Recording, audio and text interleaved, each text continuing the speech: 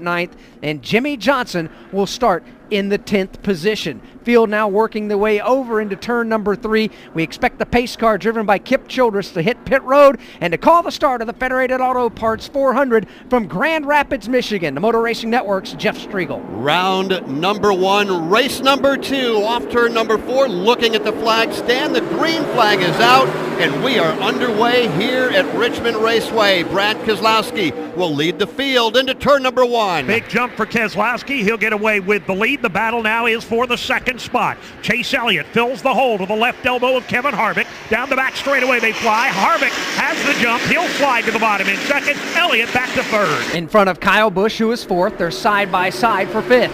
Clint Boyer will go to the inside of Denny Hamlin. That battle for fifth continues to be hot and heavy and highly contested. Hamlin on the outside lane trying to make that high groove work. Doesn't quite have the grip this time off turn number 2. They'll run down the back straightaway. Keselowski the leader by a car length over Kevin Harvick. Then another car length back to Chase Elliott. And then you've got Kyle Busch. Now you've got Denny Hamlin. Then behind Denny you've got an ongoing battle. Clint Boyer just trying to get in line. But Martin Truex now will come to his outside. MTJ's got it working pretty well up in that outside groove here in the early going. He powers around the outside of Clint Boyer. Move Truex to the number 6 position. He'll put the crosshairs now on Denny Hamlin, who slips high in 3. And that leaves the inside lane open for Truex. However, Martin cannot capitalize. Denny Hamlin will hang on to position number 5, but again, he goes up the banking. Hamlin running a higher line, perhaps on purpose, perhaps simply because his car has got a little tight condition here as the air pressures come up in the opening laps. Again, into turn number 3. Hamlin goes high, actually takes a look to the outside of his teammate, Kyle Busch. 3, Joe Gibbs Toyota is running right together, 4th, 5th, and 6th. You've got Kyle Busch, then you've got Denny Hamlin,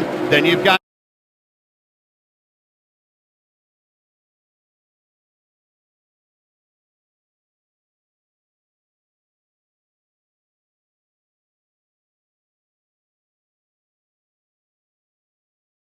Truex. They work off turn.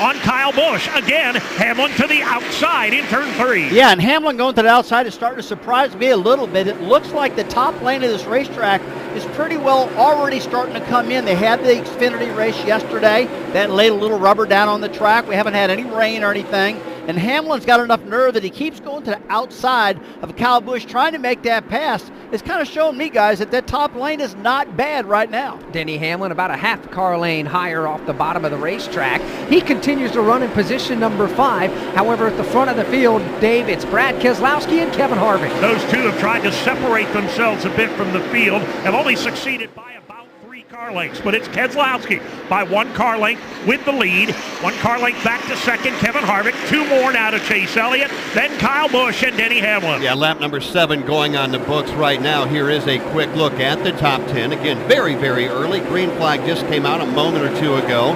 Brad Keselowski, pole sitter, took the lead on the green flag, hasn't given it up. Kevin Harvick right now second, and Chase Elliott, Kyle Busch, and Denny Hamlin. That is your top 5. Then Martin Truex Jr., Clint Boyer, Kurt Busch, Eric Almirola, and Jimmy Johnson completes the top 10. Jimmy Johnson started in the 10th spot, continues to run in position number 10. You know, in the playoffs, where we are right now, these 16 drivers all hoping to win a championship here in the 2019 season. That doesn't mean everybody else is going to lay over and not compete.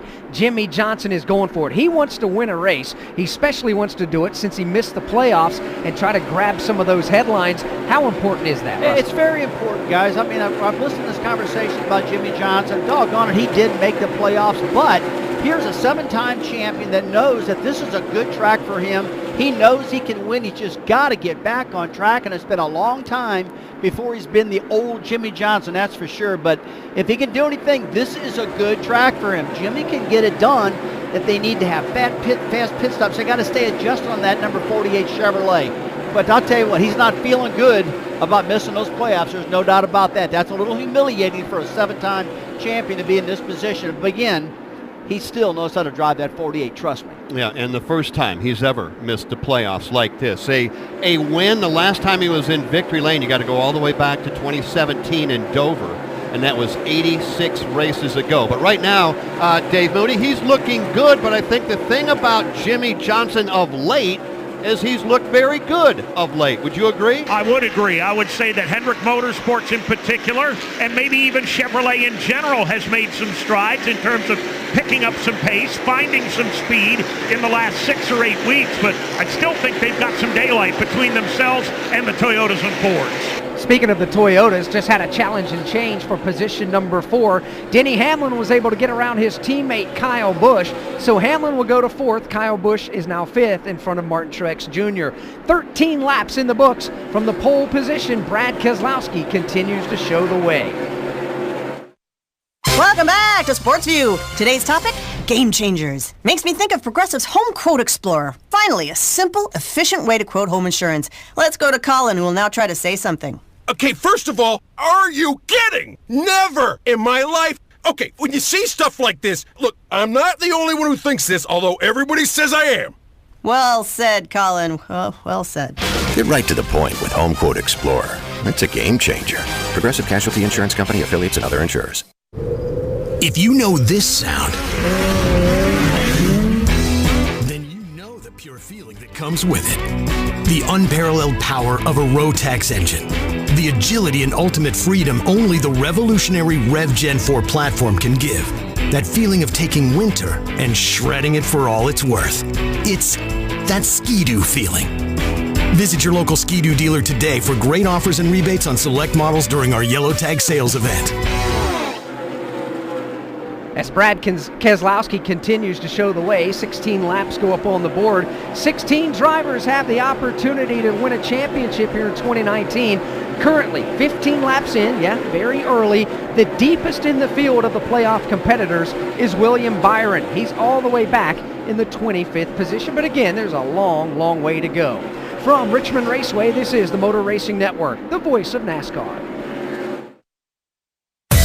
It's the age-old racing debate. Is it the car or is it the driver? Well, the answer isn't really that simple. If you do the math, it's 1 part car, 1 part driver, 5 parts pit crew. Not to mention all the guys back at the shop, the engine builder, the interior designer, wind tunnel tech, decal. Be sure to join MRN Crew Call each week to meet the guys behind the numbers that make the car go. It's MRN Crew Call presented by Moneyline every Wednesday on MRN.com or wherever you listen to your podcast. When the racing concludes each weekend, keep up with the non-stop NASCAR news each weekday on NASCAR Today Midday. The drafting type races I've always excelled in, so that's where I see a tremendous advantage. I think it was very important for us to get Martin and to get Cole, both of those as a group, because they're very good at what they do. NASCAR Today Midday, Monday through Friday on the Motor Racing Network, the voice of NASCAR.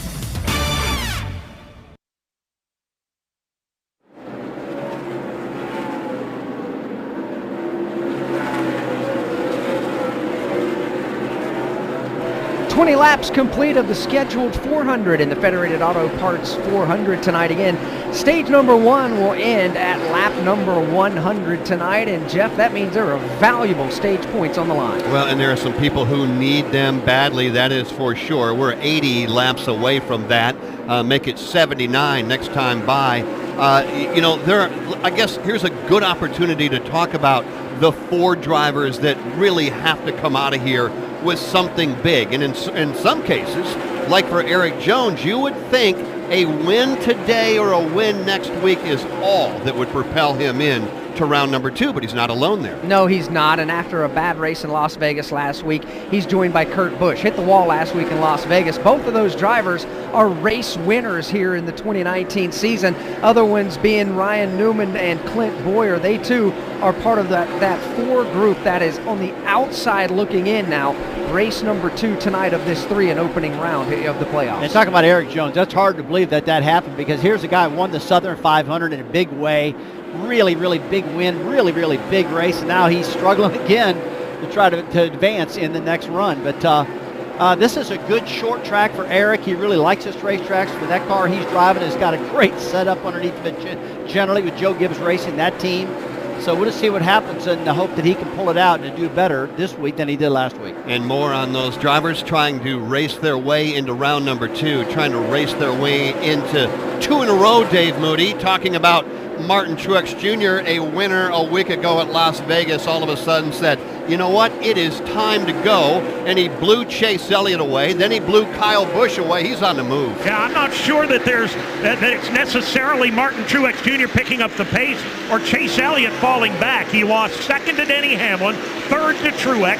He's about to lose the next spot to Kyle Busch. All of a sudden, that Napa Auto Parts Chevrolet going in the wrong direction for Chase Elliott. It's early in the race. 25 laps are complete. Things at the front of the field with that top 5 are beginning to tighten up as far as the lap traffic goes. Now, Brad Keselowski opens up the inside lane. He'll go up underneath another lap car. Kevin Harvick will try to stay right there, but Harvick's going to take a peek up into the rearview mirror, Dave, and he's going to see a hard charging and a fast closing Denny Hamlin. Almost to be expected, Alex. Anytime we race in the Old Dominion in Virginia, whether it's Martinsville Speedway or Richmond, you expect Denny Hamlin and the FedEx Toyota to be either at the front or very close to it.